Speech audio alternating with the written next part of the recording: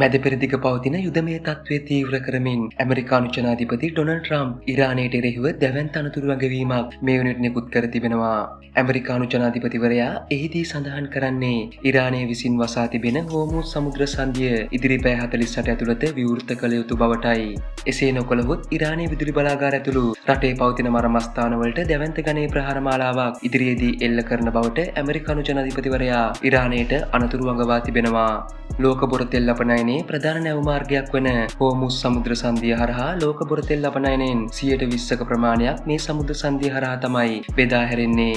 ඉරානය විසින් හෝමුස් සමුද්‍ර සංධිය වසා තිබීම හේතුවෙන් අපේ රට ඇතුළුව බොහෝ රටවල් මේ වන විට දැඩි බල ශක්ති අර්බුදයකටයි මුහුණ පා සිටින්නේ.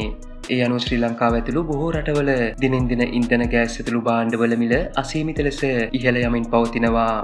ඇමරිකානු ජනාධිපති ඩොනල්ඩ් ට්‍රම්ප් ඉරානයට කළ අනතුරු ඇඟවීමට ඉරානය විසින්ද ප්‍රතිචාර දක්වා තිබෙන්නේ දැඩි ලෙසයි.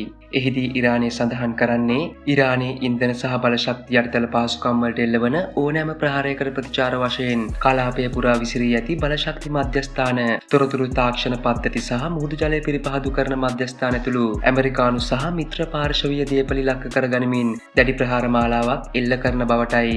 ඉතින් මෙම යුද ගැටුම් නිසා ලෝකය මේ වන විට දැඩි අර්බුදකාරී තත්වයකට මුහුණ පා සිටිනවා. ඉදිරි කාල සීමාව මුළු මහත් ලෝකයටම අතිශය තීරණාත්මක තත්වයකට පත්වනු ඇති බවයි යුද විශ්ලේෂකයන් මේ වන විට පෙන්වා දෙමින් සිටින්නේ.